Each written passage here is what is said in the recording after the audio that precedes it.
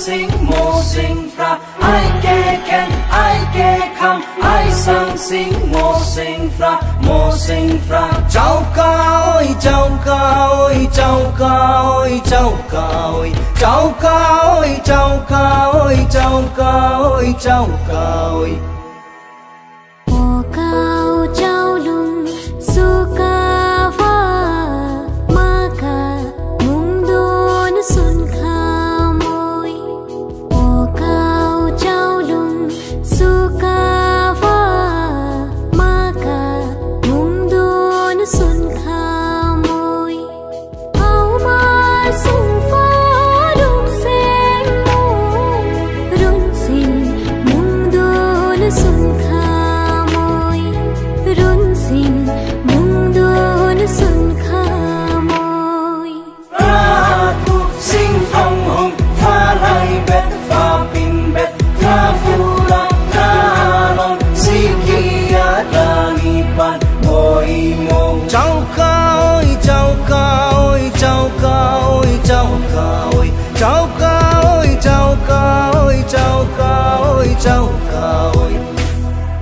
ফ্ৰাং মৈদাম বা চমুকৈ মৈদাম হৈছে আহোম জনগোষ্ঠীৰ লোকৰ পৰম্পৰাগত মৃতদেহ সংস্কাৰ প্ৰথা আৰু সমাধি যি বিশ্ব ঐতিহ্য ক্ষেত্ৰ হিচাপে স্বীকৃতিপ্ৰাপ্ত। আজি আপোনালোকক লৈ যাম চৰাইদেউলৈ। চৰাইদেউ নামৰ উৎপত্তি টাই আহোম ভাষাৰ শব্দ চে ৰাই দৈৰ পৰাই হৈছে। লিখিত আছে যে স্বৰ্গদেউ চাওলুং চুকাফাই পাটকাই পাহাৰ বগাই চৰাইদেউত বাহৰ পাতিছিল। চৰাইদেউৰ সৌন্দৰ্যত মোহগ্ৰস্ত হৈ চাওলুং চুকাফাই চে তাম দৈ নামাকৰণ কৰি ৰাজধানী পাতিছিল, যাৰ অৰ্থ আছিল পাহাৰৰ জিলিকা চহৰ। সেই চে ৰাই দৈ পৰৱৰ্তী কালত চৰাইদেউ নামেৰে বিখ্যাত হৈ উঠে।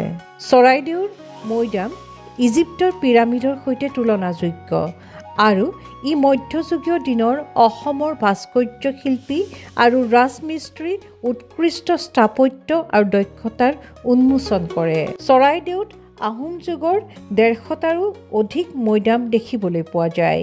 ইয়াৰ ভিতৰত 30টা ভাৰতীয় পুৰাতত্ত্ব অনুসন্ধান আৰু অসম চৰকাৰৰ পুৰাতত্ত্ব বিভাগৰ দ্বাৰা সংৰক্ষিত কৰা হৈছে।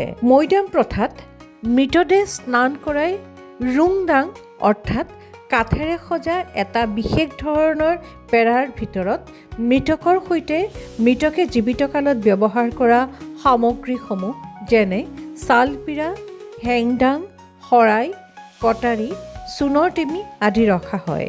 শেষত ইয়াক আগুৰি মাটিৰে এক অনুচ্চ দৌল সজা হয়। এই দৌলটোৰ ওপৰ ভাগক চাওচালি বোলা হয়।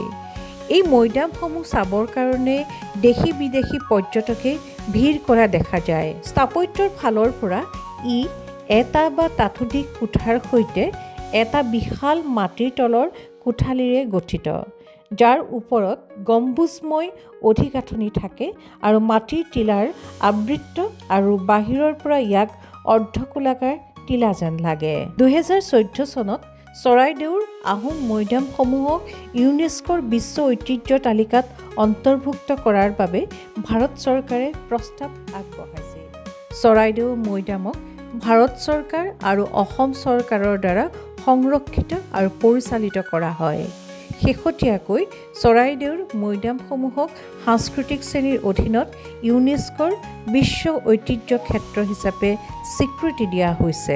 অতি গুৰুত্বপূৰ্ণ কথাটো হ'ল যে এই স্থান দক্ষিণ পূব এছিয়াৰ দৰ্শনাৰ্থীসকলৰ বাবে এক মুখ্য পৰ্যটকৰ আকৰ্ষণ হ'ব, যাৰ 1228 চনৰ পৰা 1826 খ্ৰীষ্টাব্দলৈকে 6 দশক ধৰি অসম শাসন কৰা আহোম ৰাজবংশৰ সৈতে ঐতিহাসিক আৰু সাংস্কৃতিক সম্পৰ্ক আছে।